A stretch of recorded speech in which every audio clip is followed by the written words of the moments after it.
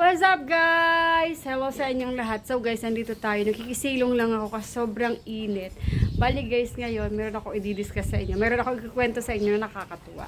Pero bago ang lahat, nandun si Miss Yu. Ayun, si Miss Yu. Si Miss Yu ay isang golden sweater na nakapartner ni Macho Guapito na isang naked neck or isang cobra na manok. So ngayon, siya yung naglilimlim sa mga itlog na nandito banda. Ayun, ayan. Siya yung naglilimlim.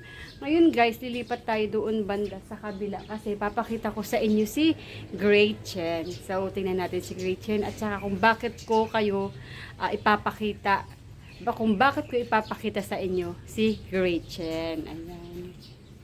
Pero bago ang lahat, silipin natin yung pugad ni Miss Yu. Ayan yung kanyang mga itlog. Ayun siya. Miss Yu, balik ka na doon. Sige na, please lang. Na. Huwag ka na magliwaliw. Balik ka na sa bahay mo. Sobrang init guys. Ito yung papakita ko sa inyo. Si Gretchen. Isa siyang LDT Gray na inaalagaan natin. Ngayon, tingnan nyo naman siya, 'di ba? Ganda niyan. So sanang lumapit ka, sobrang init. Ayan sila, oh. Parehas silang LDT 'yan. 'Di ba? Ngayon, ang kwento ko sa inyo is meron na siyang itlog. Yes, guys, sa tinagal-tagal bago niya masundan yung itlog niya. Ngayon meron na siyang itlog. Noong nakaraan, nagkaroon kami ng suliranin sa kanya kasi pagkatapos niyang mangitlog, dalawa lang yung nakuha namin sa kanyang itlog. Tapos, yun pa, mayroon pang bumili. So, nawala na kami ng LDT talaga na anak nilang pareho. Ngayon ang nangyari, after ilang months na, wala talaga, hindi siya nangingitlog. Namumroblema na kami. Kasi, kailangan namin yung kanilang mga ilalabas na mga manok. Sobrang init. Trinay ko lumipat dun banda, sobrang init. So, kailangan kong gawin tong video na to kasi mamaya magdidilim na, maghahapon na. Hindi nyo na makikita si Gretchen. So, ngayon ang nangyari. Kumbaga, nag-research ako bakit, anong problema. Kumakain naman siya, wala naman siyang sakit. Magana siyang kumain. Actually, pinapasampahan siya. Hindi naman siya, pinagpahinga namin siya pagkatapos niya magsisiw. Pagkatapos, syempre sinalang na ulit kasi nakapagpahinga na nga naman, 'di ba? So pwede na siyang isalang. Pagkatapos naman, wala talaga, hindi talaga siya nangingitlog, as in talaga pinagpahinga na naman namin. Tapos sinalang, wala. Ano kayang problema kasi 'di ba? Healthy siya, tinitingnan naman namin, maganda yung pagkain niya, maganda yung pagkain na pinapakain, meron pa siyang mga binibigyan pa namin ng mga greens katulad ng malunggay, ipil, lahat na talaga. Ano kayang problema? Iniisip na nga namin, baka talaga baka may problema yung mismong kanyang reproductive. So tigilan na natin. Kaso, nung panahon na parang bakit ganyan siya, ba't ayaw niya mangitlog? Meron akong nalaman na baka mayroon siyang sapola. Ayun. Oo nga, no, bakit hindi ko naisip na baka may ganun siya. So, ang sapola, guys, is yung fats doon sa may petan.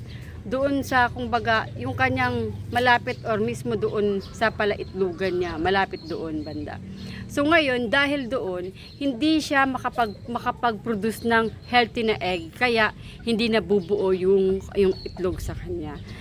Guys, ito na si Gretchen. Sumilong lang tayo. Ito yun, no. Ito yung sinasabi ko yung sapola niya dito.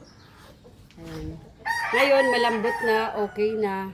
Hindi na siya makapal. So, kaya nakaka-produce na siya ng itlog. Kaya guys, ang nangyari, no? Ang nangyari sa kanya, ang ginawa namin is, pwede mo siyang i-diet, which is good. So, kasi yung binibigyan namin siyang pagkain, di ba sabi ko kanina, magana siyang kumain. Which is, totoo naman, magana siyang kumain. Ngayon, sabi doon, i-diet mo siya. Pwede mo siyang drastic na i-diet sa dalawa o tatlong araw. Lilit yung sapola niya.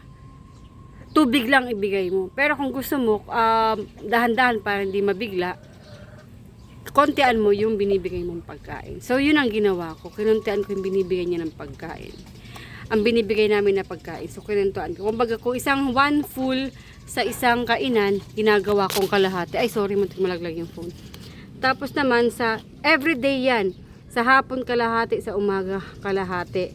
Tapos, mayroon pa isang araw sa isang linggo na isang beses lang siyang kakain. So, nag-okay na kami doon. So, ngayon, ang nangyari, nangitlog na siya, guys.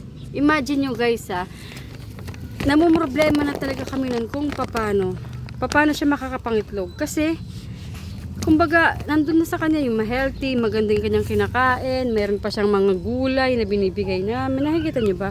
O masyadong madilim. Di ko alam kung masyadong madilim ba ang nakikita nyo eh. Pagkatapos naman, guys, o diba, so ganun na. So, ano na namin, naisip na namin, baka may sapola talaga siya, kaya mahina siya mangitlog, or hindi siya nangingitlog.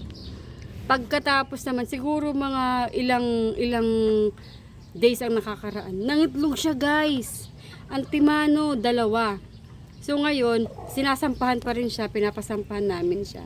Ngayon ang nangyayari, i-observe natin kung ilan or magiging dire-diretso na ba siya mangingitlog, back to pahingitlog na ba siya, kung ano man. Basta guys, yun ang naisip naming paraan. Baka yung sapola niya. So bali guys, yun ang nangyari, yun ang naging dahilan na kung bakit nangingitlog siya.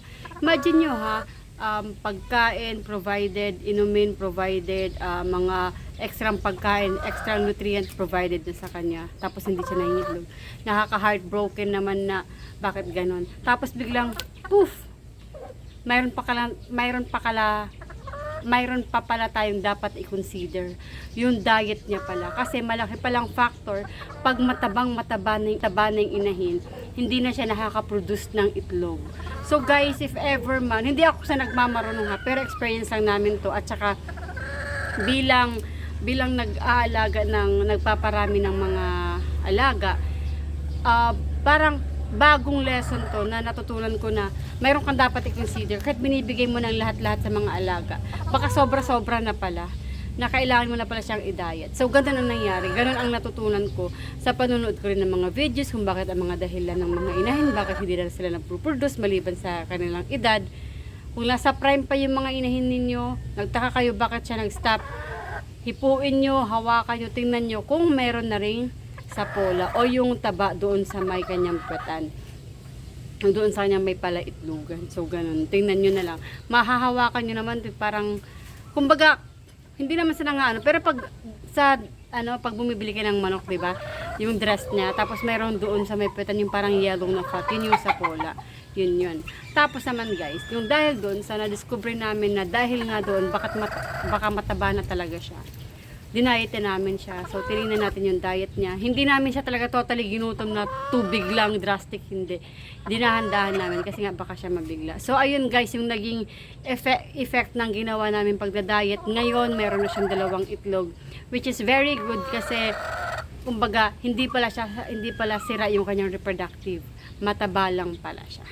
So guys, yun ang aming take sa aking pag-aalala sa aming LDT kay Gretchen kung bakit hindi siya nangitlog, na yung update ngayon is malamang mataba na siya doon sa kanyang pagingitlog na apektuhan nun dahil sa taba. So yun, kinontrol lang natin yung sapola, tapos ayun, okay na ulit. So guys, if ever mayroon kayong mga alagang manok na nagtataka kayo baka hindi nangingitlog, tingnan nyo din. Baka same tayo ng problem. So guys, yung aming take. Yun ang aking take sa pag-aalaga kay Gretchen. Isa siyang LDT. At nandun yung kanyang mister na si Riot na isa din LDT. So guys, tambay lang kayo dito para sa ating mga future updates sa aking mga alaga.